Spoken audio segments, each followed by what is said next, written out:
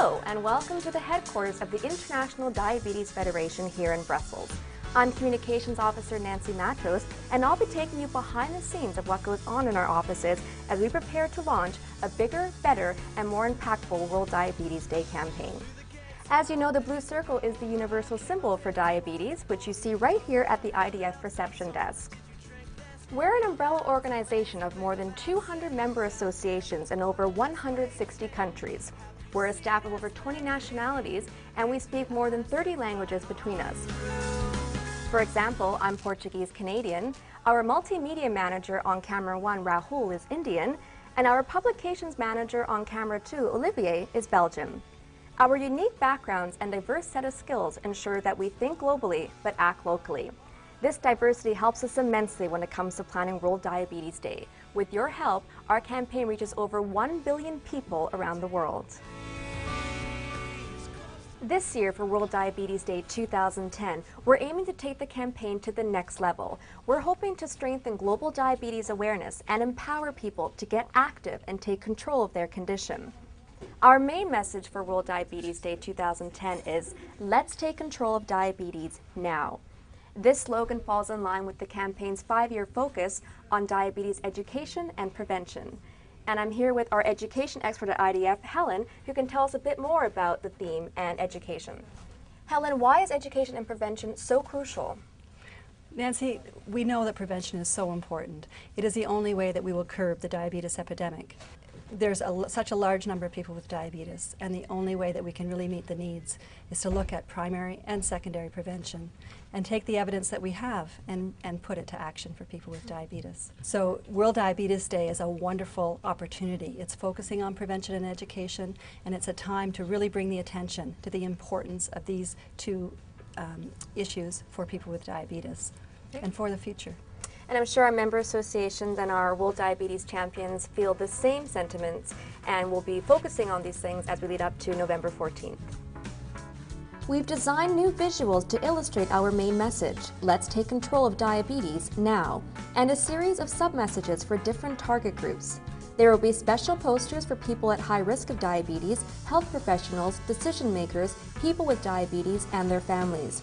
What's great about this World Diabetes Day campaign material is that the sub-messages are flexible and can be tailored to fit different target groups and cultures.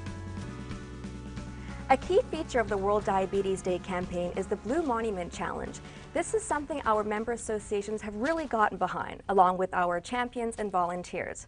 Over the last 2 years, we've seen over 1,000 buildings light up in blue around the world, truly bringing diabetes to light. I'm going to have a quick chat now with Dominique, who has been behind the Blue Lightings campaign from the get-go and who is now our HR officer. Dominique, can you tell us a bit more about the campaign and what kind of buildings you've seen light up in blue? Well, the lighting campaign has grown from involving major monuments such as the Empire State Building, the Sydney Opera House or the London Eye, to involving more local buildings, even schools, parks, fountains, and even personal houses. Well, and I'm sure that if we keep up the good work, we will certainly include more participants this year, but for that, we need your help. And this year, we're looking on creating a stronger link between diabetes and the lighting of the blue monuments. We'll be encouraging our member associations and World Diabetes Day champions to organize public exercise events such as a walk, jog, or even hula hooping at or as close as possible to the Blue Monument. As November 14th falls on a Sunday this year, it's a good opportunity for us to plan an entire weekend of events. One of the monuments that's been lit up in blue and will continue to do so is the landmark Burj Al Arab in Dubai. As you know, Dubai will be the next host city of the IDF World Congress in December 2011. Luke, you're Congress Director. Can you tell us a bit more about how the Congress fits in with World Diabetes Day? What we try to do is to link very much the Congress to the World Diabetes Day messages.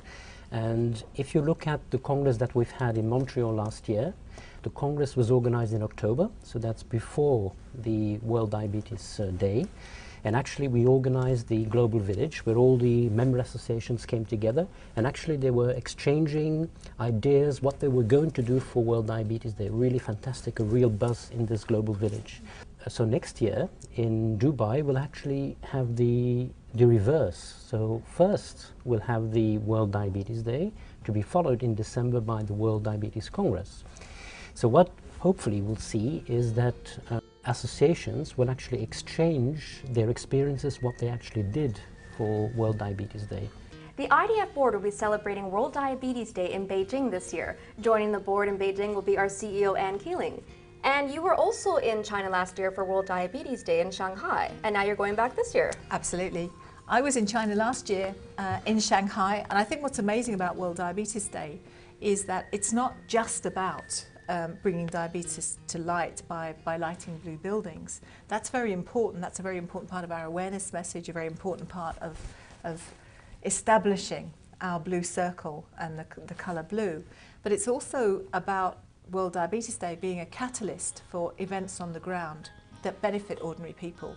And that's what I saw in China, and that's what's happening all over the world. This year, we're launching an exciting new dimension to the World Diabetes Day campaign. We're launching a new initiative where people around the world can learn if they're at risk of developing diabetes and start taking control of their lifestyle. Many of you might know Lorenzo, who has been behind several World Diabetes Day campaigns over the years. Lorenzo, can you tell us a bit more about this new risk assessment tool? Yeah, sure, Nancy.